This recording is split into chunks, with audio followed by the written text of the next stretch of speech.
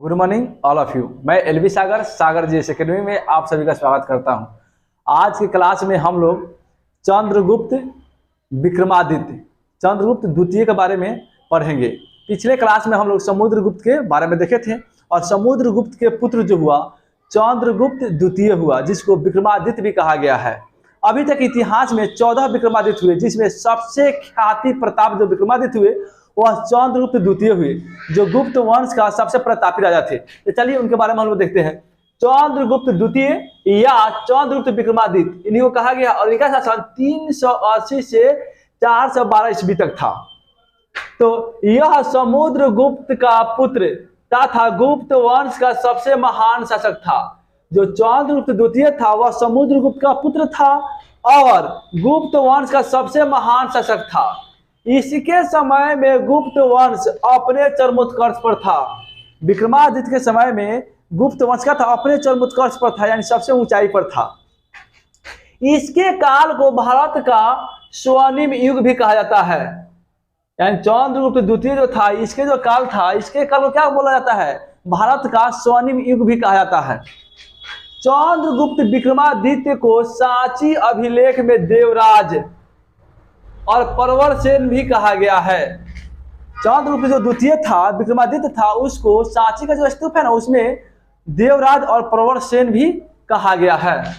इसके दरबार में 9 रत्न निवास करते थे। चंद्रगुप्त द्वितीय के दरबार में ही 9 रत्न रहते थे, जिनमें से कालिदास, वराहमिहिर, धन्वंतरी प्रमुख थे। जो 9 रत्न रहते थे उनमें से क्या था? कालिदास, वराहमिहिर, धन्वंतरी क्या थे? काफी प्रमुख थे। इसके शासन काल में ही चीनी बौद्ध यात्री फाहियान, कौन? फाहियान भारत आया था। फाहियान पूछा जाता है कि फाहियान किसके शासन में भारत आया था? तो चंद्रगुप्त द्वितीय यानी विक्रमादित्य के समय में का भारत की यात्रा किया था। इसने अपनी दूसरी राजधानी उज्जैनी को बनाया।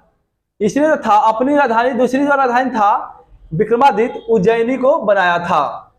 चंद्रगुप्त द्वितीय ने अपनी पुत्री प्रभावती गुप्त का विवाह वाकाटक नरेश रुद्रसेन से कर दिया। क्या किया?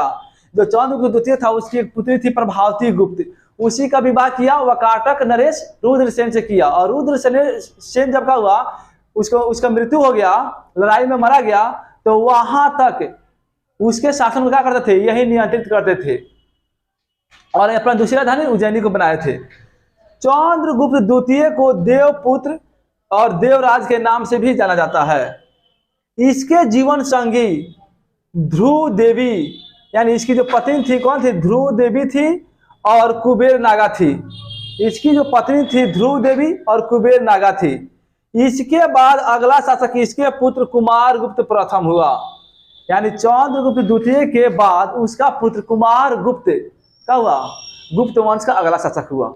ये रहा चंद्रगुप्त से संबंधित कुछ महत्वपूर्ण पॉइंट जो एग्जाम की दृष्टि से काफी इंपॉर्टेंट है। अगर वीडियो आप लोगों को अच्छा लगे तो वीडियो को लाइक करिए, चैनल को सब्सक्राइब कीजिए और अपने दोस्तों में शेयर कीजिए। वीडियो देखने के लिए आप लोगों को बहुत बहुत धन्यवाद।